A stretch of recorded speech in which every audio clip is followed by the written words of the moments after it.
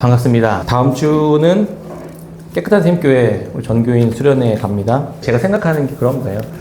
우리가 개개인의 삶은 우리가 같이 진행팀들과도 이야기 나눴지만 개개인의 삶은 검소하고 절제하고 이렇게 살아가고 공동체적인 삶은 풍성하게 누릴 수 있었으면 좋겠다.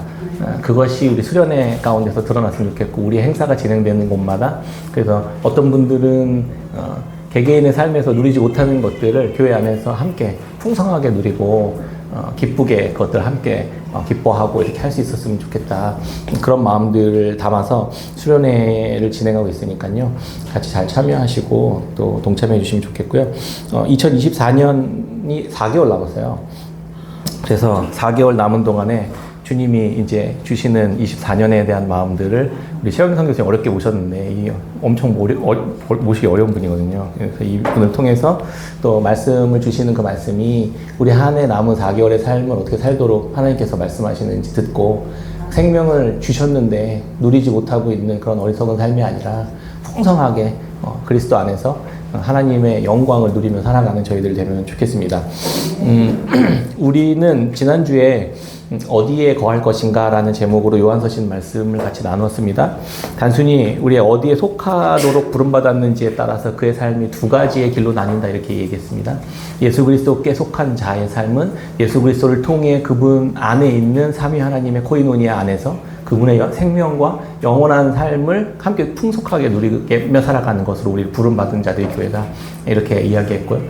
이 땅에서 종말의 마지막 때에 적그리스도들은 그 풍성함을 누리지 못하도록 계속 방해하면서 우리를 사망과 어둠과 죽음 가운데로 계속 끌고 가는 그러한 일들을 계속 행해 나갈 것이다 이렇게 이야기 나눴습니다. 그래서 어떠한 그런 유혹이나 어떠한 고난도 우리를 하나님의 그 사랑에서 끊을 수 없고 하나님이 우리에게 주신 그 영원한 생명을 누리는 것에서 우리를 분리시킬 수 없다 이런 이야기 같이 나눴습니다. 그래서 땀 흘려 말씀 가운데 수고하고 교리 같은 것도 같이 공부하고 애쓰고 수고하는 삶을 통해 하나님께서 우리에게 준비해 주신 그 풍성한 그 말씀의 생명들을 함께 누리며 기쁨 가운데 살아가는 저희들 되면 좋겠다. 그것이 우리를 부르신 이 새 언약의 백성들의 삶이다. 이렇게 같이 나누었습니다. 오늘은 이 지난 이야기에 이어서 그렇게 생명이신 예수 그리스도와 삼위 하나님의 사귐의 코이노니아 거기에 우리가 어떻게 거하게 될 수 있는지와 또 그 거함의 결과로 어떤 모습이 나타나게 되는지 구체적으로 이것을 이제 바울 서신에서는 성화라는 그런 표현들로 많이 이제 우리가 다루고 있는 부분인데요. 요한 서신도 이 성화에 대한 부분들 다루지만 이런 방식으로 다룹니다. 우리가 우리에게 이미 주신 생명이 우리 안에서 어떻게 열매 맺고 자라고 그렇게 풍성한 삶으로 드러나게 되는지가 성화라는 표현으로 이렇게 하는데 성화라는 단어를 쓰진 않지만 성화의 모습들을 어떻게 우리 안에 하나님이 이루어내시는지에 대한 이야기들을 함께 살펴보는 시간을 갖도록 하겠습니다. 요한은 우리에게 그의 안에 거하라 이렇게 말하면서 시작해요. 오늘 본문이요. 우리가 어디에 거하는지에 따라서 그 우리의 삶의 운명과 결론이 달라지기 때문에 그렇다고 이야기 드렸습니다. 요한일서 2장 28절 말씀 같이 한번 보겠습니다. 28절입니다. 같이 읽겠습니다. 시작. 자녀들아 이제 그의 안에 거하라. 이는 주께서 나타내신 바 되면 그가 강림하실 때에 우리로 담대함을 얻어 그 앞에서 부끄럽지 않게 하려 함이라. 아멘. 우리에게 자녀들아 이렇게 이야기합니다. 이미 자녀들아라는 단어 안에는 하나님의 그 영원한 생명 안에 초대함 받아서 그 영원한 생명에서 분리될 수 없는 확실한 증표 가운데 놓여져 있는 자들이라는 걸 전제하고 이야기하는 거죠. 자녀들아, 하나님의 자녀된 자들에게 이렇게 이야기하는 겁니다. 그 자녀들에게 우리는 하나님의 자녀들인데 그 자녀들이 거해야 할 유일한 대상은 오직 예수 그리스도다 이라는 이야기를 하고 있는 겁니다. 예수 그리스도와 그분 안에 있는 사귐 안에 거하는 것을 계속 이야기해주고 있어요. 자녀들은 거기에 거해야 된다 이렇게 이야기하는 거죠. 사람은 평소에 그가 마음속에 품고 생각하고 가지고 있는 것을 밖으로 드러내기 마련입니다. 아무리 겉으로 내가 아무리 젠틀하고 아무리 세련되고 아무리 친절한 사람인 것처럼 보인다 하더라도 그의 마음속에 탐욕과 음란과 불안과 불만과 거짓과 시기와 다툼과 분노가 있으면 아무리 포장하려고 해도 안 되잖아요. 왜냐하면 인간이 그렇게 지어졌기 때문에 그래요. 우리 안에 내가 어디에 거하느냐에 따라서 내 삶의 모습이 드러날 수밖에 없게 됩니다. 얼마 전 코로나 때 종말의 때에 하나님 메시지 전한다 이런 명목하에 무슨 K 선교회 교회에 단체를 세워서 뭐 기도하고 뜨겁게 예배하고 뭐 이랬던 단체가 있었어요. 거기에 이제 선교사님 뭐 무슨 선교사라고 했던 분인데 뭐 세상에 대한 뭐 이런 걸 이해하고 뭐 잘 한다고 해서 통찰력 있게 막 말씀을 전하고 온라인에 뭐 가입자 수, 구독자 수 엄청 많아지면서 그런 K 선교회를 세웠는데 그분이 얼마 전에 불륜과 횡령 혐의로 고소를 당했고 그가 해왔던 모든 사역들이 문을 닫은 다는 그런 이제 소식 기사를 또 보게 되었습니다. 많은 분들이 온라인을 헌금하고 후원하고 이러면서 사역도 지원하고 그랬는데 또 많은 배신감에 사로잡혔죠. 어디에 거하고 있었는지를 스스로 결국 드러내 주었던 것이라고 생각됩니다. 평소에 마음에 품고 있었던 것이 드러나는 것이지 그가 뭐 원래부터 뭐 그랬던 것은 아니었던 것 같습니다. 예수 그리스도 안에서 믿음으로 참여한 자들은 그 안에 생명의 말씀과 삼위 하나님의 코이노니아가 있는 사람들이거든요. 그 안에 거하는 자들은 어떤 결과가 그러면 드러나게 될까? 옛날에 이제 동화인가요? 그 전래 그거 뭐 춘향전이죠. 춘향전에 보면 암행어사가 나타나요. 암행어사 출도요. 이몽룡인가요? 이몽룡이 암행어사 출도요 이러고 나타나잖아요. 근데 그가 암행어사 출도요 하기 전에 초라한 행색으로 거지 복장으로 이렇게 나그네 복장으로 나타나서 백성들한테 고열의 세금을 뜯는 탕간오리들에게 시로 그들을 막 이렇게 풍자하면서 그들을 비판하고 돌이키도록 이렇게 메시지를 전하잖아요. 근데 결국에 그 사람이 이제 결국 끌려가서 두드려 맞고 뭐 감옥에 갇히고 이렇게 되는 그런 이야기들이 있지 않습니까?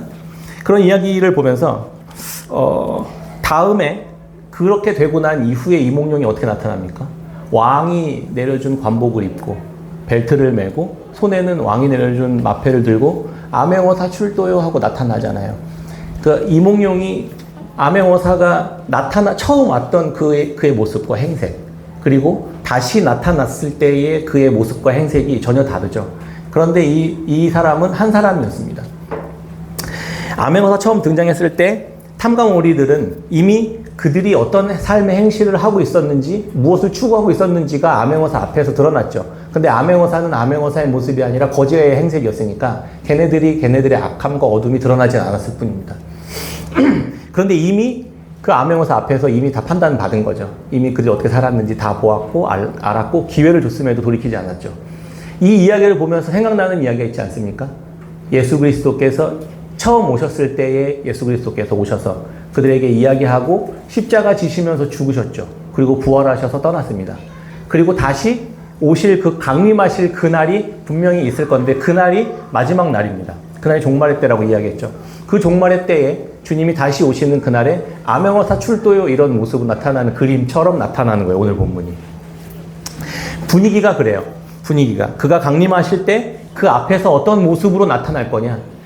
이분이 처음 오셨을 때 그의 초라한 행색 앞에서 그분에게 속할 거냐? 아니면 탐관 오리들처럼 떵떵거리며 지금은 비록 권력을 가지고 있는 자들이지만 그들과 함께 그들의 방식대로 살아갈 것이냐를 결정해야 된다는 겁니다. 어디에 속할 것입니까? 당연히 예수 그리스도의 생명이 마음에 심김받은 자들은 당연히 그 안에 거하는 것으로 반응하게 됩니다. 예수님으로부터 왔고 우리가 예수님이 보내주신 그 생명을 얻은 자니까 예수님과 동일한 생명을 가진 자잖아요. 그러니까 당연히 그분 안에 속한 생명의 말씀이 우리 안에 떨어졌을 때 우리 안에서는 그분이 주신 이 생명이 반응하게끔 되어 있다는 거죠. 하나님께 속한 생명에는 하나님께 속한 생명만 반응하기 마련입니다. 아무리 개에게 세상에 속한 이치들, 지혜들 이런 거 막 가르쳐 보세요. 얘가 아무리 똑똑해도 우리가 아는 세상의 이치, 우리의 복음에 대한 메시지를 얘가 들을 수 있겠습니까? 들어도 무슨 말인지 모르고 알아들을 수 없는 한계 안에 놓여져 있잖아요. 그게 존재적인 태생이에요. 존재와 그 차원이 아예 다르기 때문입니다. 애초에 다른 생명에 속한 존재이기 때문입니다. 개에게는 개에게 합당한 지식이 그리고 한계가 있는 것이죠. 지금은 아무것도 못하고 우리 방에서 이렇게 엄마 품에 안겨있는 우리 채성이가 먹고 싸고 울고 뒤집는 것도 혼자 못하는 그런 정말 볼품없는 존재처럼 보이지만 그 존재의 차원은 지금 아무리 우리 앞에서 똑똑한 멍멍이가 앉아 일어나 돌아 저거 물어와 이거 잘한다고 얘가 더 나은 존재겠습니까? 그렇지 않잖아요. 그 안에 있는 생명은 결국 그의 존재의 가치를 드러내고 증명해낼 수밖에 없게끔 자라게 될 것입니다. 우리의 삶도 마찬가지예요. 우리가 예수 그리스도의 생명을 얻은 자들은 그분의 생명이 우리 안에서 나고 자라면서 우리가 얼마나 영광스러운 존재인지 마치 하나님과 같은 존재처럼 드러나게 될 것이다라는 걸 이야기해주고 있다고요. 그게 우리의 소망이에요. 그러니까 주님이 다시 오시기 전까지 우리가 어떤 삶을 살아야 되냐? 그리스도께서 이 땅에 오신 삶의 모습대로 살아가야 된다는 거예요. 그분과 같이. 그분에 속한 자니까요. 이게 되시죠. 아버지로부터 보냄을 받으신 이 예수 그리스도께서 그분께 속한 자는 그분에게 속한 모습대로 살아갈 수밖에 없는 거예요. 그러니까 우리가 말씀대로 살 수밖에 없는 거죠. 그러니까 우리가 말씀을 부인할 수가 없는 겁니다. 우리 안에 예수 그리스도를 통해 생명을 주셨기 때문에요. 그렇게 생명을 얻은 그 사람들은 주님이 다시 오시는 그날까지 어떤 모습으로 살아가요? 그분과 같은 모습으로 살아가게 되는데 그것을 지금 오늘 본문 말씀 뭐라고 표현하냐면 29절입니다. 29절 같이 한번 읽어볼까요? 2장 29절 시작. 너희가 그가 의로우신 줄을 알면 의를 행하는 자마다 그에게서 난 줄을 알리라. 그에게서 난 자는 의를 행하는 모습으로 드러나게 된다는 거예요. 그분에게서 났으니까. 그분이 의로운 분이니까. 그럼 의가 뭘까? 의가 뭘까 생각해봐야 돼. 이것도 되게 좀 복잡한데요. 좀 간단하게 설명해 보려고 합니다. 그에게 속하는 자는 의를 행한 모습으로 모습을 통해서 이 사람이 의를 행하는 모습을 보니까 예수님께 속한 자구나 이걸 확인할 수 있게 된다는 거예요. 그럼 의를 행한다는 게 뭘까요? 의를 행한다는 거. 성경적인 의, 성경에서 말하는 의는 관계적 의미를 전제해요. 관계적 의미. 그게 뭐냐면 하나님과 바른 관계에 놓여져 있는 상태가 의롭다 이거예요. 그러니까 의라는 말은 선하다, 의롭다, 올바르다 이런 뜻이거든요. 그런 뜻인데 우리가 의롭다라는 걸 얻기 위해서는 올바른 관계 안에 놓여져 있어야 된다는 거예요. 그게 뭐냐면 하나님은 창조주시고 우리는 피조물로서 하나님은 하나님의 자리에 우리는 우리의 자리에 있는 게 의로운 모습이에요. 개는 개의 자리에 있고 주인은 주인의 자리에 있는 게 의로운 모습이에요. 개가 주인의 자리에 있으면 이게 불의한 모습이라는 겁니다. 하나님의 자리에 있어야 될 분이 하나님이시고 우리의 자리에 있어야 될 우리가 거기에 있는 게 의로운 모습이라는 거예요. 이게 관계적 의미예요. 그 두 번째는 하나님의 관계 속에서 발견할 수 있는 의로움이 있거든요. 성부 하나님은 성자 예수 그리스도와 의로운 관계 안에 있습니다. 그러니까 두 분은 동등하신 분이면서 동시에 존재적으로는 같은 분이시거든요. 삼위 하나님은 서로를 서로에게 완전히 자기를 내어줌으로써 의로워요. 그게 뭐냐면 예수님, 하나님이 세상을 창조하실 때 예수님께서 이 땅에 오셔서 십자가에 지셔야 된다는 사실들을 알고 있었잖아요. 하나님이 너 그렇게 했으면 좋겠다 했는데 예수님은 어떻게 반응했죠? 네, 알겠습니다. 순종하면서 반응했습니다. 자기가 죽는 한이 있어도 아버지의 뜻이 맞다라는 걸, 옳다라는 걸 그걸 그냥 받아들이는 거예요. 그분의 옳음을 내가 내 생명을 다해서까지 받아들이는 거, 그게 의로움이라는 거예요. 예수 그리스도께서 우리에게 보이신 의로움입니다. 그걸 통해 우리가 무엇을 얻었죠? 예수 그리스도의 생명을 얻게 된 것입니다. 그분의 의로움이 드러나게 된 것입니다. 이것이 성부 하나님과 성자 예수님의 바른 관계에 놓인 의예요. 근데 예수님이 그렇게 희생당해 하셨지만 아버지가 성부 하나님 예수님 희생시키시면서 끝나신 게 아니잖아요. 그분이 온 나라와 온 우주 만물의 영광들을 예수 그리스도 다 받으시면 예수님이 이걸 아버지 하나님께 돌리거든요. 성부 하나님께. 나중에 요한계시록 보면. 근데 이걸 받으신 하나님이 다시 어떻게 하시는 줄 아세요? 이걸 다시 예수님한테 다 줍니다. 나는 이제 왕 안 할게. 너가 이제 모든 만물의 왕이 돼. 이렇게 서로를 계속 존중하면서 자기를 희생시키면서 서로를 세워주는 관계. 이게 하나님이 보여주신 의로우신 관계거든요. 그게 우리에게도 요구되기 시작합니다. 왜요? 죄인된 우리를 대신해서 예수 그리스도께서 죽으심으로써 그분의 의로움을 우리에게 주시고 우리의 죄악을 그분이 가져가시면서 우리를 의롭게 해주셨거든요. 내가 너의 모든 것들을 내가 다 감당하면서 너를 의롭게 할 거야. 라는 이 모습이 예수 그리스도께서 우리에게 보여주신 의로움이라는 것입니다. 너의 죄악들을 내가 가져감으로 내가 너를 높이고 너를 존중하고 너를 사랑한다는 것을 보여줄 거야. 이 말씀. 그것이 세 번째 의에 대한 의미인데요. 그게 바로 언약의 신실한 의예요. 그래서 의라는 단어는 다 독립적으로 쓰이지 않고요. 보통 다 관계 안에서 쓰이거든요. 약속을 신실하게 지킨 것이 의예요. 내가 이 사람과 언약을 맺었어요. 내가 약속을 맺었어요. 그 약속을 내가 목숨을 다해서 죽는 한이 있어 내 생명을 다해서라도 이 약속을 반드시 지켜내는 게 의로움이라고요. 내가 상황이 변해서 일단 이거 안 지켜 이렇게 하는 게 불의한 거라는 거예요. 근데 하나님이 내가 너를 사랑할 거야 라고 말씀하셨던 그 말씀을 어떻게 지키시죠? 자기 아들을 보내시면서까지 지키시잖아요. 그게 하나님께 속한 의로움이에요. 그러면 이 의를 받은 자가 뭐냐면 칭의를 받은 거예요. 우리가. 그러면 칭의를 받은 자는 어떻게 살아가죠? 그리스도를 따라 살아가게 되는 겁니다. 우리가 세상을 향해 살아갈 때 그리스도께서 우리에게 보이신 사랑과 그 신실하심과 의로움을 우리가 드러내며 살아가는 자, 그게 오늘 29절에서 말하는 의를 행하는 자라는 것입니다. 왜 제가 십자가 지는 삶, 십자가 지는 삶, 그냥 여러분도 그냥 십자가 지면서 바보 천치처럼 살다가 천국 가세요, 이런 의미가 아니에요. 십자가 지는 삶은 내가 그리스도께 속했다는 걸 드러내는 삶이라고요. 그럼 내가 드러내서 천국 갑니까? 그거 아니잖아요. 내가 열심히 내가 그리스도를 속했다는 걸 내가 드러내야 되니까 의로운 삶을 살아야지 이렇게 해서 살면 그게 의로워집니까? 그게 아니잖아요. 우리는 이미 하나님으로부터 온전하다라는 칭의를 받은 자들이잖아요. 이미 다 받았어요. 우리 이미 의로운 자예요. 이미 우리 안에 말씀이 있는 자예요. 영원한 생명이 있는 자예요. 그러면 자연스럽게 그 생명에 따라 살아가는 거죠. 이게 조건이 아니라 이 말입니다. 우리가 구원을 받을 조건이 아니라고요. 이미 우리는 구원을 받았고 구원을 받은 자의 삶으로 의로운 삶이 자연스럽게 터져 나오는 것이죠. 그러니까 강제로 의로운 삶을 살아야 됩니다, 이렇게 율법적으로 말하는 게 아니에요. 우리가 그걸 꼭 잃어버리면 안 됩니다. 하나님이 우리에게 그걸 요구하시는 게 아니에요. 이미 모든 은혜와 모든 영광을 다 주셨다고요. 그걸 받은 자답게 사는 방식이 의로운 삶을 살아가는 거라는 것입니다. 제가 이렇게 흥분하면서 얘기를 하죠. 제가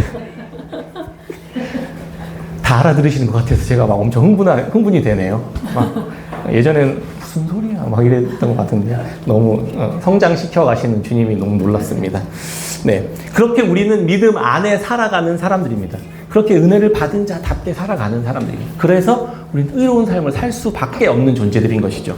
그러면 이렇게 의를 행하는 사람들의 특징이 구체적으로 세 가지 모습으로 드러나는데, 첫 번째는 깨끗함을 추구합니다. 두 번째는 하나님의 씨가 그 안에 있기 때문에 생명으로 자라가게 됩니다.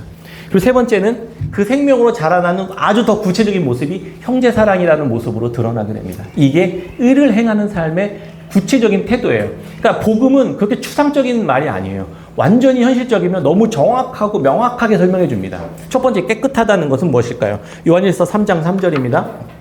주를 향하여 이 소망을 가진 자마다 그의 깨끗하심과 같이 자기를 깨끗하게 하느니라. 우리가 방금 이야기했던 의를 행하는 삶, 이미 받은 영원한 생명 안에 있기 때문에 의를 행하는 사람은 자연스럽게 깨끗함을 추구해 간다는 거예요. 깨끗함이 뭐예요? 우리 깨끗한 샘교회잖아요. 전 너무 우리 이름이 이렇게 엄청난 말씀에 근거한 교회 이름입니다. 이렇게 막 자부심이 막 되는데, 제가 늘 이야기하지만 교회 이름 잘못 졌다. 우리는 깨끗할 수가 없는데, 나는 절대 깨끗할 수 없는 존재인데 왜 그랬을까? 제가 맨날 그런 얘기 하잖아요. 그런데 그래서 깨끗함이라고 줬어요. 나의 힘으로, 우리의 힘으로는 결코 깨끗할 수 없지만 우리가 그리스도 안에 있기 때문에 깨끗할 수 있습니다. 우리가 그분의 깨끗함이 우리를 깨끗게 합니다라는 고백이면서 믿음의 선포예요. 그게 깨끗한 샘교회가. 우리는 영원히 거짓되고 영원히 부패하고 영원히 썩어지고 더럽고 허무한 삶을 살아가는 존재들이에요. 그런 우리에게 주님의 의로움이 우리에게 주어졌을 때 우리는 깨끗해질 수 있다는 것입니다. 우리의 더러움과 우리의 죽음과 우리의 쇠함과 허무함이 우리 안에 충만하지만 우리에게 주신 예수 그리스도 앞에 날마다 나아갈 수 있기 때문에, 그분이 우리에게 그 거룩함을 날마다 주실 수 있기 때문에, 우리를 날마다 영원토록 용서하시면서 우리를 새롭게 하시는 분이시기 때문에 우리가 깨끗해질 수 있다는 겁니다. 그 깨끗함을 추구해 나갑니다. 늘 영원히요. 그게 의를 행하는 자입니다. 왜요? 우리가 불의한 자의 자리에 있을 때 의로운 관계 안에 놓여질 수가 없잖아요. 하나님 앞에 나아갈 수가 없잖아요. 예수 그리스도가 있어야 하나님 앞에 나아갈 수 있게 됩니다. 예수 그리스도가 있어서 우리가 하나님 앞에 나아가면 그것 자체가 의로움이에요. 그렇게 우리를 의롭다 하신다는 겁니다. 우리가 그렇게 의롭다함을 받은 자들이고요. 그래서 그렇게 우리가 날마다 그 의를 확인하면서 하나님 앞에서 나의 깨끗함을 확인해 가는 겁니다. 하나님이 우리를 그렇게 깨끗게 변화시켜 가시는 것이구나, 이렇게 이야기하는 것입니다. 요한복음 15장에서 포도나무와 가지의 이야기에서도 예수님은 깨끗함에 대해서 이야기합니다. 15장 1절이요. 제가 이 말씀을 보면서 깨끗한 샘에 대한 생각을 한 것도 있거든요. 나는 참 포도나무요, 내 아버지는 농부라. 물은 내게 붙어 있어 열매를 맺지 아니하는 가지는 아버지께 그것을 제거해 버리시고, 무릇 열매를 맺는 가지는 더 열매를 맺게 하려 하여 그것을 깨끗하게 하시느니라. 아멘. 붙어 있으면 그분 안에 있는 생명이 우리 안에 흘러 들어오게 되거든요. 떨어져 있으면 안 들어와요. 근데 그분 안에 있는 생명 우리 안에 들어오면 우리 안에 있는 더러움과 죄와 사망이 물러간다는 거예요. 그분의 빛이 들어오면 어둠이 물러가듯이요. 그렇게 우리를 깨끗게 해 나가시는 겁니다. 그분과 연합되고, 그래서 그분의 사귐 안에 늘 머물러 있고 거하고 연합되어 있어야 된다, 이렇게 강조하는 거예요. 붙어 있기만 하면 돼요. 그냥 그분 안에 있기만 하면 됩니다. 그러면 그분의 말씀이 우리를 깨끗게 해 나가시는 것입니다. 그분 안에 있는 것이 그래서 구원입니다. 자기 자신을 내어주신 것. 그래서 그분을 그냥 받기만 하는 것이 구원이에요. 우리는 그렇게 구원을 얻은 자들입니다. 예수 그리스도와 연합된 이 구원을 얻은 자는 그 이후에도 계속해서 신령한 양식으로 우리를 계속해서 먹이시고 입히시고 돌보시고 인도하시는 것입니다. 성령 하나님의 일하심이 바로 그 일을 하는 거예요. 성령은 계속해서 우리에게 말씀이신 예수 그리스도가 어떤 일을 우리에게 베푸셨는지, 놀라운 은혜와 긍휼을 베푸셨는지를 계속 생각나게 하시면서 우리의 안에 있는 우리 생명이 계속해서 자라도록 그렇게 인도하시는 분이시라는 겁니다. 그러면 그 안에서만 우리는 깨끗함을 그래서 영원히 입을 수 있게 되는 겁니다. 그분 안에 날마다 갈 수 있으니까요. 오늘 본문에서는 어떻게 우리로 깨끗하게 하는지 말해줍니다. 요한일서 3장 3절입니다. 우리 같이 한번 읽어볼까요? 3장 3절. 주를 향하여 이 소망을 가진 자마다 그의 깨끗하심과 같이 자기를 깨끗하게 하느니라. 주를 향하여 이 소망을 가진 자마다 깨끗해지는 것입니다. 주께서 장차 나타나실 때 우리가 그와 같이 될 거라는 소망을 가진 자는 계속 깨끗함을 추구해 나간다는 거예요. 그분 안에 계속 나가게 된다는 거예요. 왜냐하면 내 안에 더러움과 죄가 있으면 주님이 다시 오시는 그날에 주님을 만날 수가 없어요. 주님과 동일한 사람이라는 것을 확인할 수가 없게 됩니다. 우리가 더러운 사람이 되면. 그러니까 날마다 그리스도 안에 나가서 우리를 깨끗게 하시는 일들을 경험하게 되는 것이죠.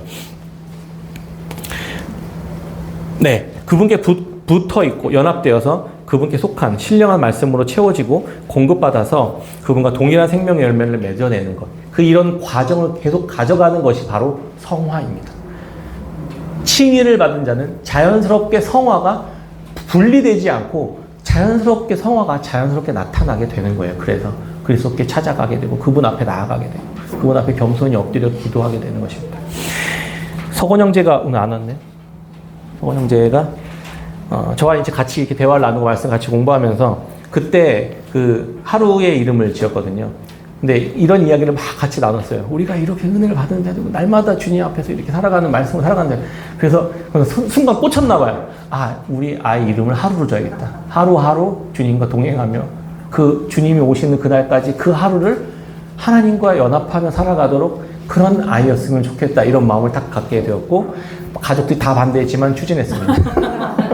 그래서 거기까지는 조금 기도를 해봤어야 되는 건데 좀 아쉽긴 한데 그래서 화평케 하시는 주님을 기대하면서 그 의미가 얼마나 은혜롭습니까? 그 아이의 삶이. 그러니까 사실 하루하루는 별 볼 일 없는 것 같잖아요. 매일매일의 일상은 아무것도 아닌 것 같잖아요. 그런데 주님과 동행하는 하루하루가 주님이 다시 오시는 그날에 우리를 영화롭게 만들어낼 것이라는 믿음과 소망이 그 하루의 이름에 담겨 있었던 겁니다. 저와 양육해가지고 그렇게 된 거예요. 그래서 소영자매 너무 미워하지 마시고, 네. 우리 하루 축복합니다. 주님과 영원히 영화로운 모습으로 만날 때까지 주님과 연합할 거라고 생각합니다. 성화를 통해서, 그래서 성화를 통해서 우리 칭의를 받은 우리는 이 성화를 통해서 주님이 다시 오시는 그날에 예수 그리스도와 같은 모습의 우리의 모습을 확인하게 되는 게 영화거든요. 이걸 되게 어려운 신학적 용어라고 하지만 사실 그런 거예요. 우리 이미 그냥 구원 얻었고 우리 구원 얻은 그 영원한 생명이 우리 안에서 자라가고 그래서 나중에 주님을 만나봤더니 주님과 내가 똑같네? 우리가 같은 존재였네? 우리가 같은 분이었네? 서로를 알아보게 된다는 거예요.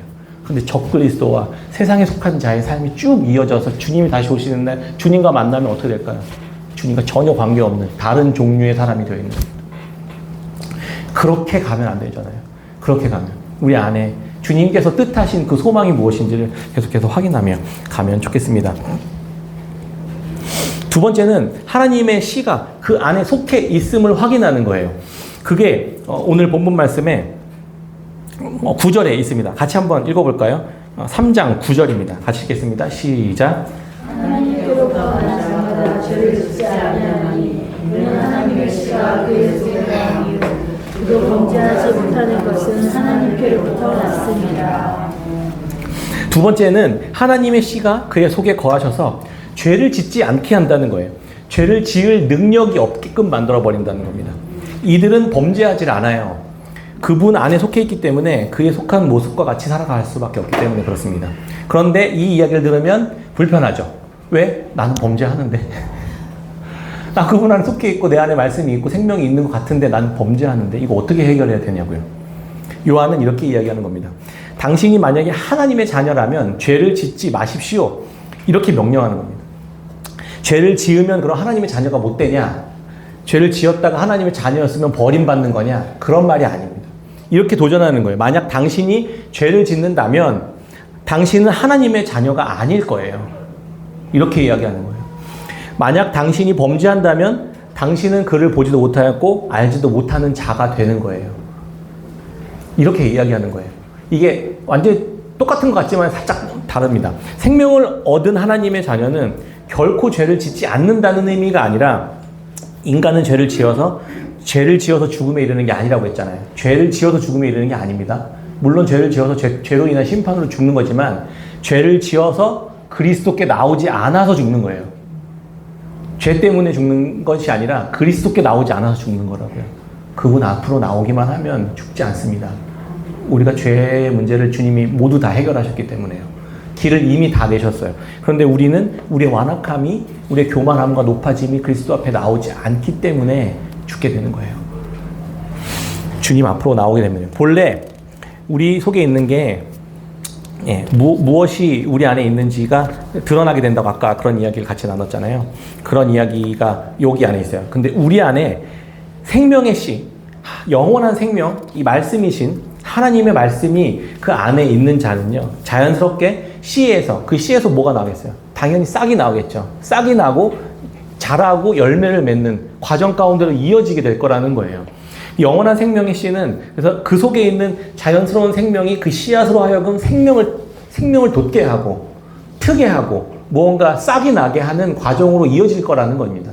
이미 우리 안에 말씀을 심어 놓으신 그 하나님께서 우리로 하여금 그 삶을 살아갈 수 있도록 만들어 내실 것이다. 그게 바로 의를 행하는 것이다. 이렇게 이야기해 주고 있는 것입니다. 의를 행해서 생명을 얻는 게 아니라고 아까도 말씀드렸죠. 그 하나님은 그의 아들을 통해 먼저 영원한 생명을 먼저 주십니다. 아들을 주셨고 그 안에 있는 생명을 주신 거죠.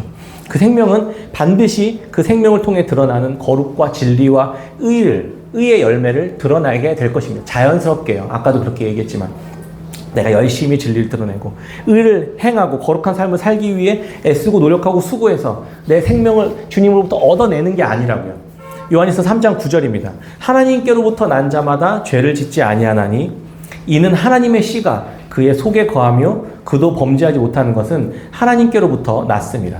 하나님께로부터 난 자는 죄를 짓지 않습니다. 왜냐하면 그 속에 하나님의 씨가 있기 때문에 그렇습니다. 하나님의 씨가 있다는, 말씀이 있다는 것은 날마다 죄를 범했을 때 그 말씀이 죄를 계속해서 억누르고 잘라내고 없애버릴 수 있는 능력이 있습니다. 그 말씀 안에. 예수 그리스도 앞에 나가면 그분의 십자가가 죄의 모든 것들을 해결하셨다는 사실들을 날마다 그렇게 주님이 우리에게 그 은혜와 용서와 긍휼을 베푸시기 때문입니다. 그걸 받기 때문에 우리는 죄를 지을 수조차도 없는 거예요. 죄를 지어도 사라질 수밖에 없겠고 우리 안에 죄가 남아있을 수가 없게 되는 겁니다. 이런 방식으로 우리에게 구원을 설명하는 게 공동서신에서 계속 있었어요. 우리가 계속 배워왔지만 야고보서 말씀에 어떻게 나와 있냐면 1장 21절에 너희 영혼을 능히 구원할 바 마음에 심어진 말씀을 온유함으로 받으라. 마음에 심어진 말씀을 온유함으로 받으라. 이게 구원이 이거예요. 이미 우리에게 주신 그것을 그냥 받기만 하면 된다는 겁니다. 베드로전서 1장 23절 너희가 거듭난 것은 썩어질 씨로 된 것이 아니요 썩지 아니할 씨로 된 것이니 살아있고 항상 있는 하나님의 말씀으로 된 것이다.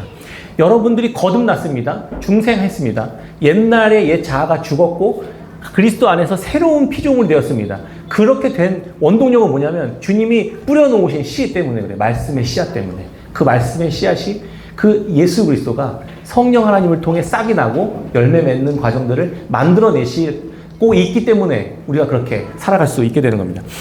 특히 이들은 죄를 지을 능력이 없다 이렇게 표현하는데 이게 도대체 무슨 말일까요? 믿음으로 예수 그리스도께 연합한 자는 그 심령 속에 생명의 말씀이 심겨졌기 때문에 죄와 사망과 불의와 불순종의 행태가 드러났다면 그 속에 있는 생명의 말씀이 죄의 본성을 계속해서 무력화시켜 갑니다. 계속해서 이 생명의 말씀이 죄의 본성을 계속 무력화시켜 간다고요. 십자가 앞에서 함께 죽잖아요. 예수 그리스도와 함께 죽잖아요. 그렇게 무력화시켜 갑니다. 우리 안에서 죄의 능력들을요. 그리고 그리스도와 함께 다시 부활하는 영생의 삶을 우리에게 다시 선물로 줍니다.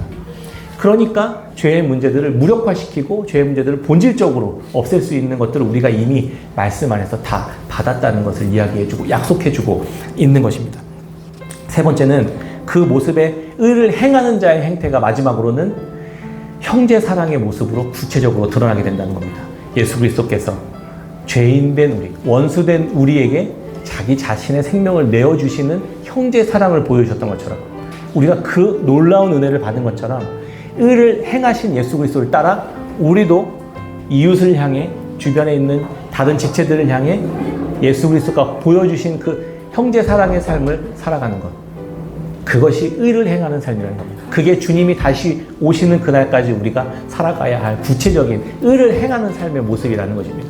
이 세 가지 하나님께서 우리에게 주시는 이 세 가지 특징들, 의를 행하는 자의 세 가지 특징들. 첫 번째는 깨끗함을 계속 추구해가고 말씀 안에서, 두 번째는 우리 안에 이미 주신 생명의 말씀을 계속 누리고 받고 그 안에 거하면서, 마지막으로는 형제 사랑이라는 열매를 맺어가는 삶으로 우리를 계속해서 인도해 가실 것이고, 그리고 마지막 날에 주님이 다시 강림하시는 그날에 우리가 그리스도와 동일한 존재였음을 확인하게 되는 영광스러운 일을 경험하게 될 것입니다.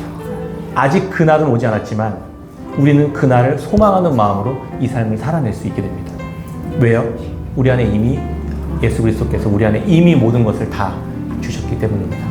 말씀을 그렇게 맺습니다. 예수님을 얻어 생명을 얻은 자들은 이렇게 살아갑니다.